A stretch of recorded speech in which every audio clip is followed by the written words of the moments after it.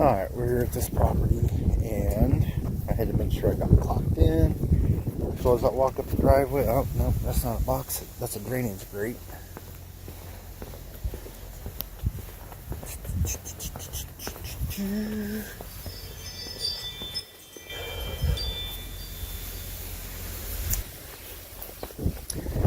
This is where they've had a fountain. I'm looking for... I set off the doggy alarm. So what I'm looking for, right, I hear a compressor running and sprinklers gurgling from somebody else. That's funny. It's that time of season. So right now I'm just walking the perimeter of the street side of the property. I hear gurgling over there, so there's a compressor over there running somewhere. Electrical box, and now we're on the adjacent property. I was trying to see. Yeah, I can kind of see the compressor over there. So walking the perimeter of the property, I don't see anything out here. We got drainage grate. Walking around the house, I didn't see any valve boxes. Usually there's, depending on how the house was built, sometimes there's a valve box in the front and a valve box in the back. Their irrigation's actually running. That's how I know it's city water over here, because irrigation for my city has turned off. So if you see sprinklers running, then it's an irrigation or a city water system. But grass is already about shut down on growth, regardless if you're watering or not. And I'm not sure how good you guys can hear me because it's really, really freaking windy. Let's see. So we'll walk around this side. Aha, always look under trash cans. And we're still in the front yard. So here we have, open this.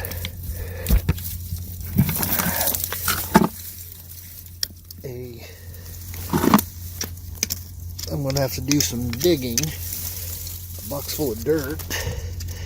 And that looks like it might be a valve. It's pretty common. I can't do this with one hand. There we go. Alright.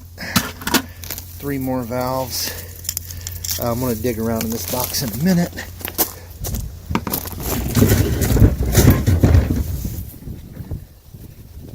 Pull another trash can out, and we found another valve box. 4 valves. So now we're at 7. That might be my... Oh, actually, if you see... And I don't want to put my gloves on yet. If you see right here, that is a filter. So this is... Once I dig this out, that's going to be the shut-off. So, but we're not done looking around yet. Never stop looking. You want to walk the entire property.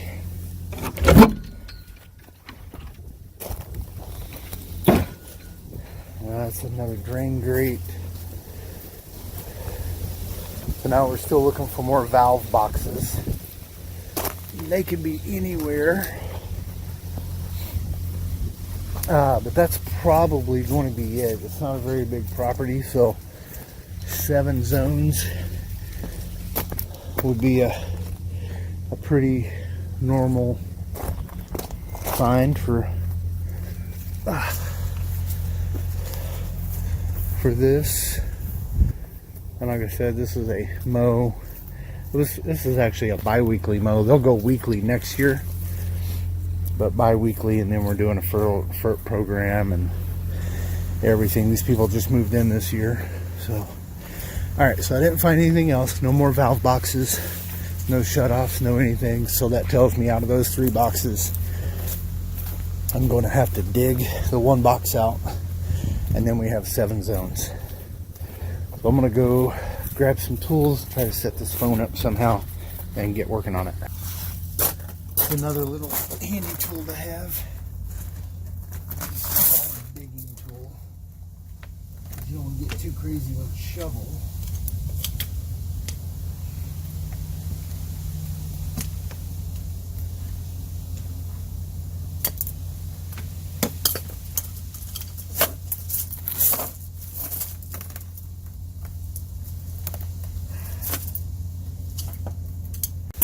So you see, I kept digging in there. That has not been dug up in years. So what I think that is the blowout port, and we'll test it in a minute. I'll show you why and how. And so I decided to come over here and look at the city meter. Sometimes on older homes, the city meter will also have a shutoff in it for irrigation. So you just come and pick these old boxes up. But looking down in there, I followed the two connections that I see turnoffs, and they're both on the same line. So that means that's the house water, because it actually goes to the meter or to the line. I popped this little white cap out, and I don't know, you guys can't see it down in there, but there is actually a shutoff down there. Okay, so see, I told you I have the 6-footers, and that's where that one come in handy. Now the way we're going to test that, before I go opening up ports and maybe create a big, because if the water's not actually shut off, I don't want to pull that cap off, because that might be a main line, and that means I'm going to have a huge water leak on my hand. So all I do is come over to one of these zones, and I kick on a zone or two. You just kick the zones on, and you just take a walk around the property and see if you turn any sprinklers on.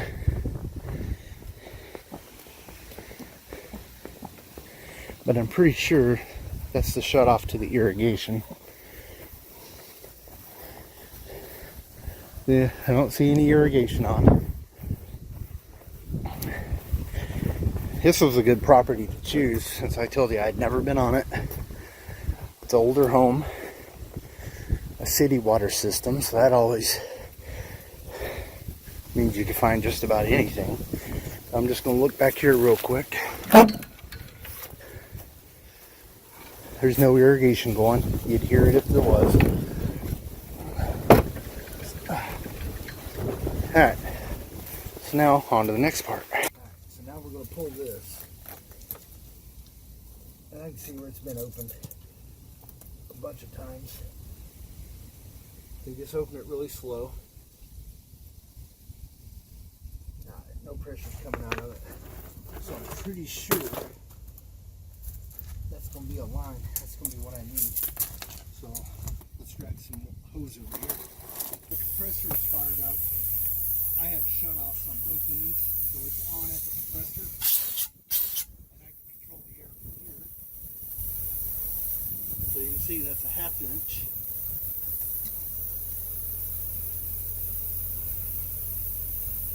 Put a little adapter on there, always in a pocket, or you can just leave it on here, that way you always have it though.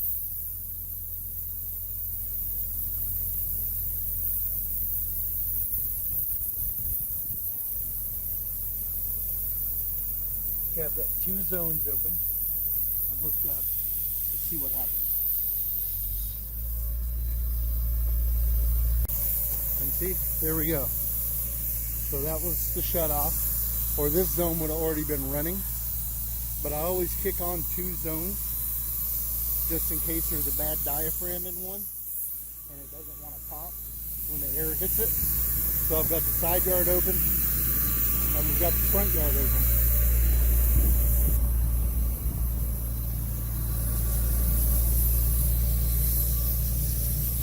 And now, as we walk, all we're doing is walking around, making sure sprinklers are blowing, making sure we don't see any huge shoots up into the air where there's a broken sprinkler.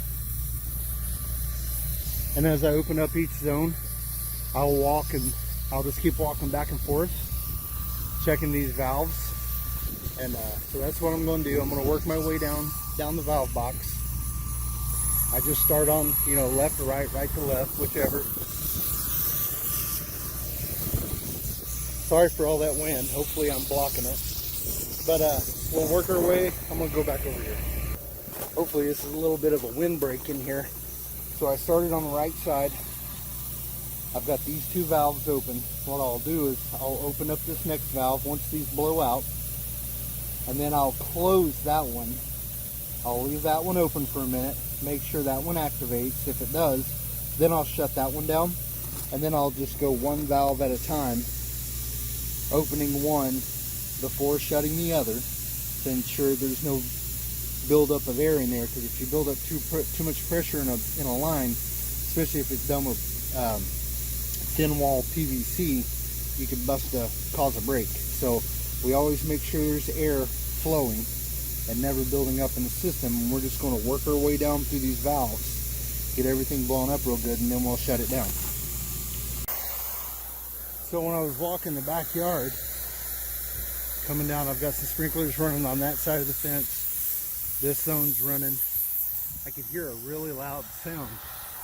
More air than what should be coming out. So right here,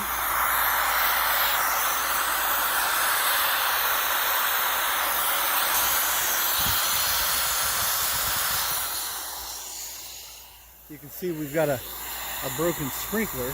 Looks like a little 2-inch riser or something. So now I know I can flag that. And after I'm done with the blowout, I can come over here and fix that real quick. So in the spring, we don't have a surprise. So we're back at the valve box. And as you can see, so we had these 3 valves here and 4 valves here. But if you notice something, they didn't quite have enough room in this manifold box, so they cut a hole and to make room for that valve right here. I can't get to the on-off, so another thing you can do, and this is why you carry your little screwdriver, you can use, it's called the bleeder valve. And there, I felt the diaphragm pop, so I know that zone's open. I can close the zone with the leak.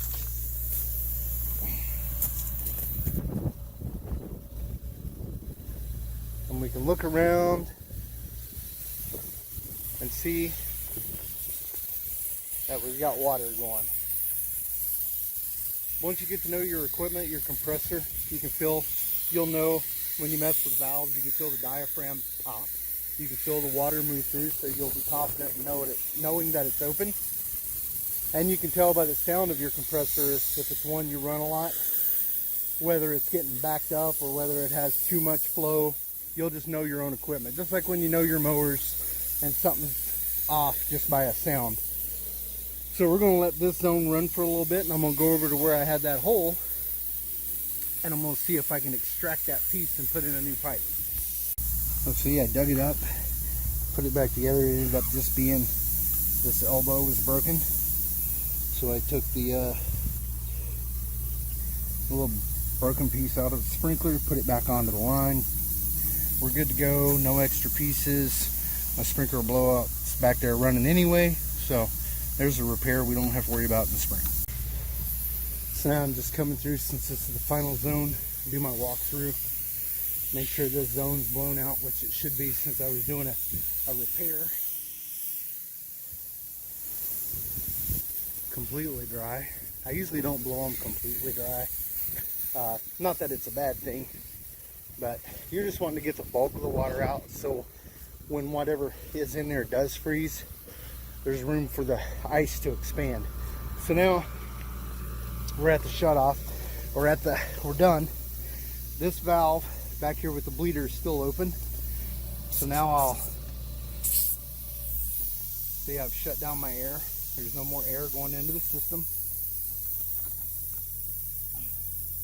I make sure I close that bleeder back off. I make sure all these have been turned off, because if you leave a valve open in the box, not only when you turn the water on will it activate the line, the timer box won't work on it. So now I'm going to disconnect. All I'm going to do is unscrew this, disconnect this, take it to the truck, turn the compressor off, put the cap back on right there, close these up when we're done.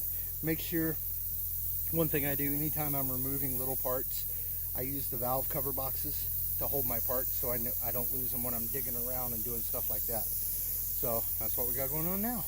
Okay, now maybe I can make a little more sense, since I don't have to go to the bathroom and I'm not burning up because I got rid of my sweatshirt. So sprinkler blowouts is not a time game. You don't want to get moving so fast on someone's system that you damage it. That's what I need to do right there. You want to make sure you take your time. You go through the steps. I showed you my steps. And if you guys have other stuff you do, leave it down in the comments below. Let me know how you do yours, what you do different, or what you might look for that I didn't mention, or maybe I don't even know. And if that sun's in the way, guys, yeah, just listen and look away. But take your time, go through your steps, think about the process, figuring out like where the shutoff is. On a city water system, it's usually going to be, man, I hope that plastic, oh, you're good. I always get nervous when I drive over plastic bags. I'm afraid they're going to stick to the exhaust when they're blowing. It's really windy today, so hopefully you guys could hear half of the stuff I was saying, or I'm saying in this video, because it's super windy, and that was just my phone I was using, so if not, I'll listen to it and I'll try to voice over it. But make sure you take your time, you go through your steps, you look for, the main thing is knowing where the shutoff is, knowing where to hook up. If you can't find a shutoff on a city water system, it's usually going to be where the backflow is. And actually, this box that I'm showing in here, it's full of dirt. That's the backflow preventer. That's a big no-go, and I'll point it out because I know they just moved in. That should be tested every year, and definitely if you just bought a house, you would want to know your backflow is good. So anyway, I'll point that out to the homeowner and let them know that their backflow is buried in dirt and probably hasn't been tested in decades. But your shutoff is either going to be on either end of the backflow. You got to figure out which end the water's coming in from the city. It's usually going to be from the lawn side, not from the house side. Usually, depending on the building, really. I think. I don't know the code. And if you don't find it there, like on this one, the shutoff, you'll see I'm taking my shovel and digging gravel out around the box. And that's all I'm looking for is a shutoff that's on either end of that backflow preventer. And then if you don't find it there, like I didn't find that one, then you go over to the city meter, pop the box, look in the box, just think about the process. You're following where the water comes in. Just don't turn a shutoff, because like those that had two shutoffs on it, but they were on the exact same line that leads to the meter. So that was shutting off the main water. So what you're just looking for another line that's offshooting from that has a shutoff on it. And it's going to be, so your meter's here, your shutoff for your irrigation is going to be past the meter somewhere. Get to the construction zone. You guys are on top of it. They take their job so seriously they can't even wave.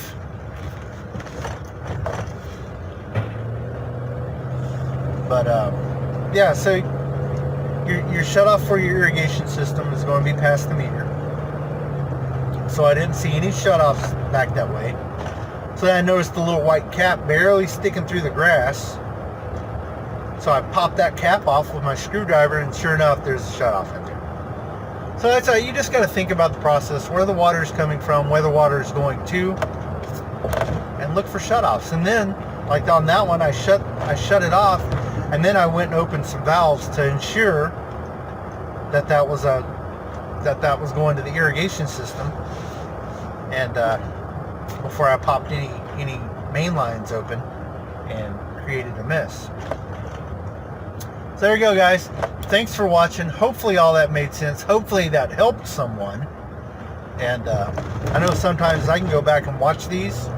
I watch my own videos when I go into a certain time of season, just to maybe spark something and be like, okay, now I'm getting ready for it. Now I can run through it. And I'll run through things on my own home before I get out and do them for the season. But I'm in irrigation water. I don't have city, so it's good to get on these new ones too, and just gotta think about it. It's all thought process. It's all easy. As long as you slow down and think about what you're doing, it's all easy.